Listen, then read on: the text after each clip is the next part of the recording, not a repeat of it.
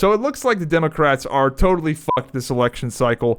Everybody is throwing Joe Biden under the bus, not just, conservatives in the GOP and more right-leaning people, which are obviously throwing him under the bus because it's kind of funny and it's sad, but the mainstream media, traditional allies of the DNC and Joe Biden, are now throwing him under the bus.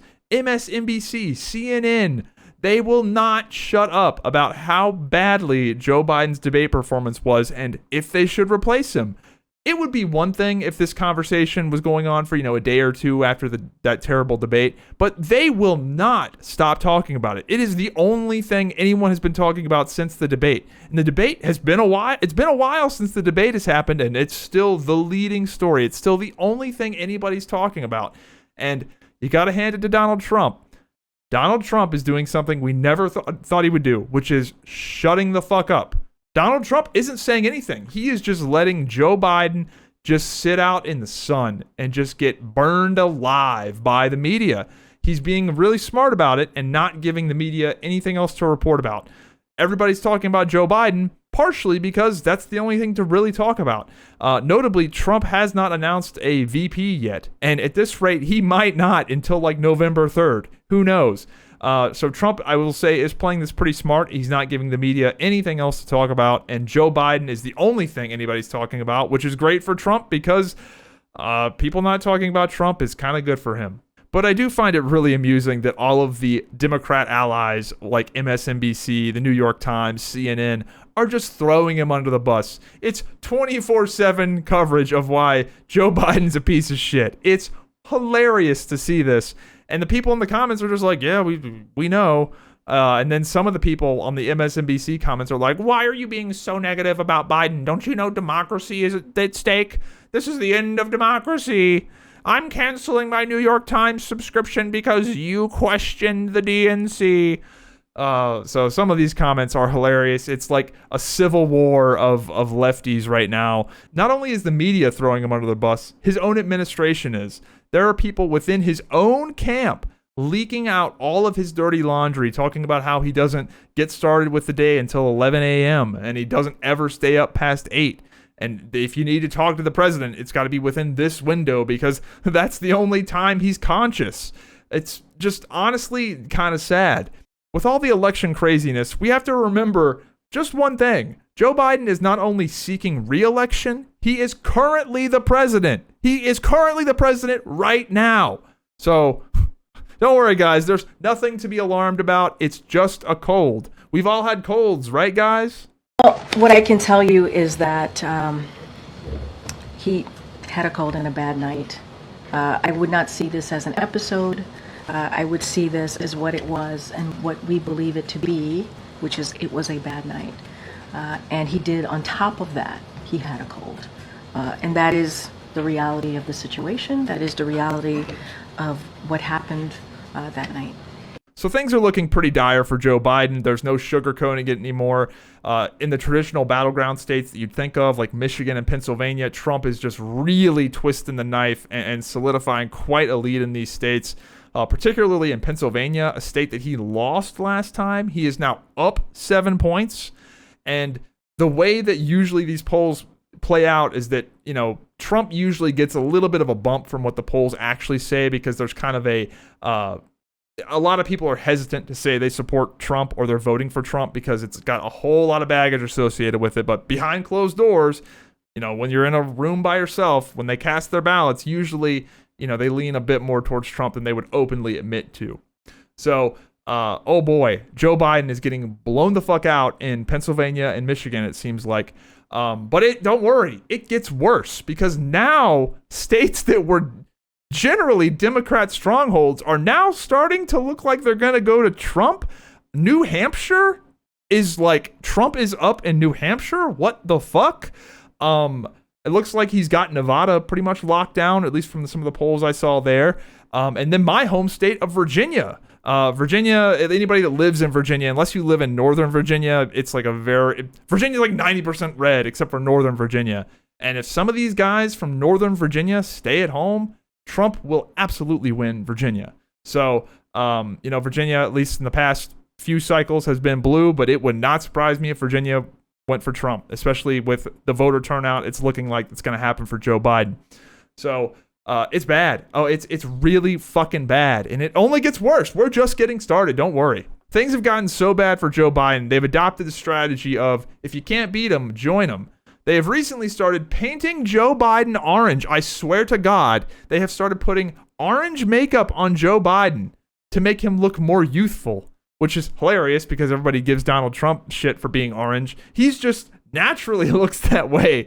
They've got to doll Joe Biden up to give him that orange sheen. But don't worry, guys. Help is on the way. The cavalry is coming in, and that is Kamala Harris. She's coming to save the day. There has not been a more genuine and charismatic politician than Kamala Harris. I mean, if there's anybody that could save this election, it's her with moments like this.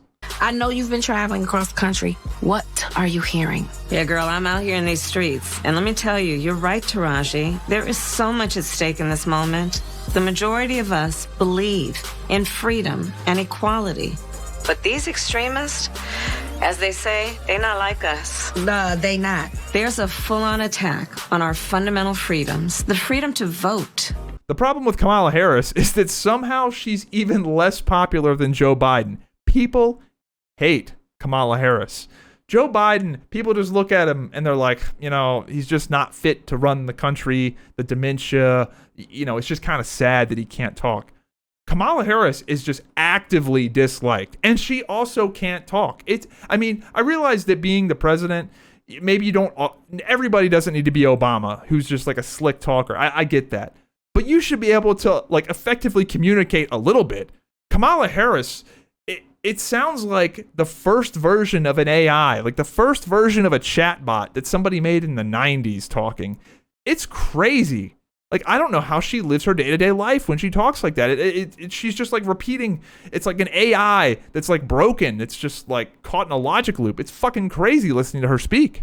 That is especially true when it comes to the climate crisis, which is why we will work together and continue to work together to address these issues, to tackle these challenges, and to work together as we continue to work operating from the new norms, rules, and agreements that we will convene to work together on to galvanize global action.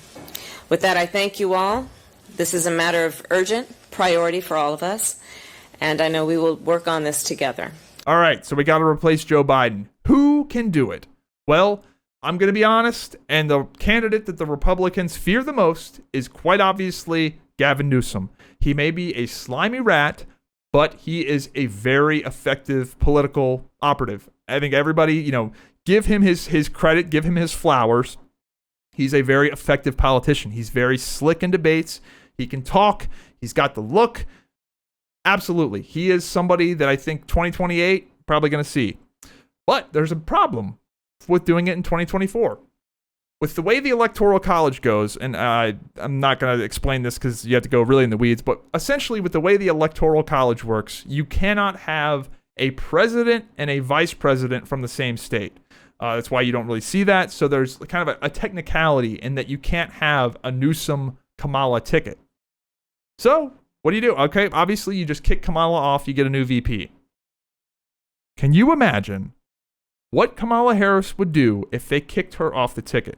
First of all, she might have a full-blown DEI terrorism event if they try and bump her off of being the top of the ticket. If they try to make her VP over somebody else, she might blow the whole damn thing up. But could you imagine the fallout of the DEI thermonuclear bomb that would go off if Kamala Harris was taken off the ticket and they just replaced her with like some white dude? Holy shit. It would be an absolute clusterfuck. So they cannot get rid of Kamala. They just can't. It would be a fucking disaster. And they would absolutely decimate one of the DNC's, one of their core voter blocks is black women. They fucking love voting for Democrats. Goddamn, they love it. I know you take a black woman off the ticket and replace them with a white dude. Oh my God. Ooh, shit. They lose them all. So they're stuck with Kamala. You can't get rid of her. Just for fun, let's pretend that Kamala Harris was A-okay getting kicked off the ticket. She looks at Gavin Newsom and goes, yes, That's true. Me as a black woman will concede to the more qualified white man. It is your turn to be president, Gavin Newsom. Let's just pretend that happened. Well, that opens up a whole new batch of problems, mainly the fundraising.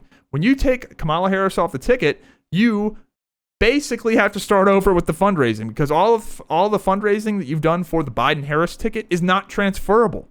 You can't just give that money to Gavin Newsom. And speaking of money, Joe Biden's mega donors are pulling out. If you are a rich guy, are you really going to want to put millions of dollars into Joe Biden's campaign when that investment is likely not going to pay off? First of all, even if the dude wins, he's probably just going to die. As dire, as sad as that sounds, it's probably the reality. So are you going to want to put millions of dollars into getting Kamala Harris elected as VP? No. These people are likely making the calculated decision, 2024 is just not going to happen for us. We're just not going to win this election. Let's just double down on 2028 and just, keep our money away from this dumpster fire. That's what's going to happen. They're fucked. They're so fucked.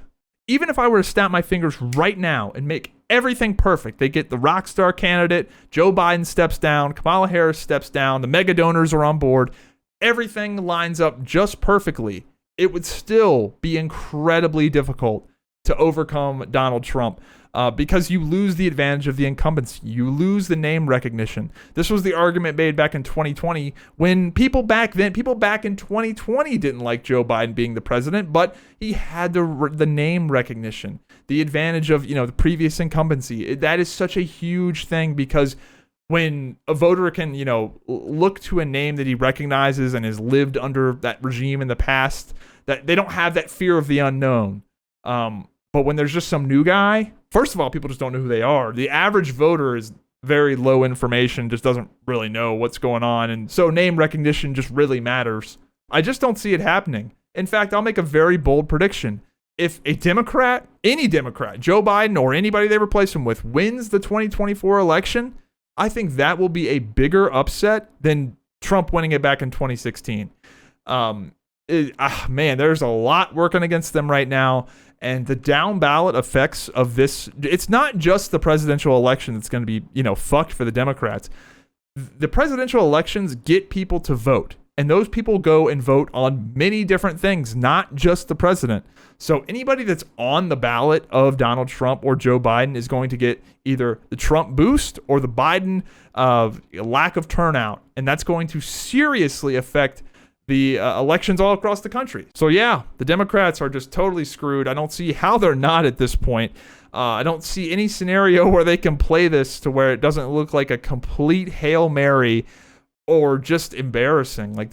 I don't think there's any right move here, especially this late in the game. And the longer they wait, the worse it gets. So let me know what you guys think in the comments down below. Have a good one. Hope you enjoyed the video. If you did, be sure to subscribe with notifications on. Follow me on Instagram and Twitter, and join the Discord. It's free.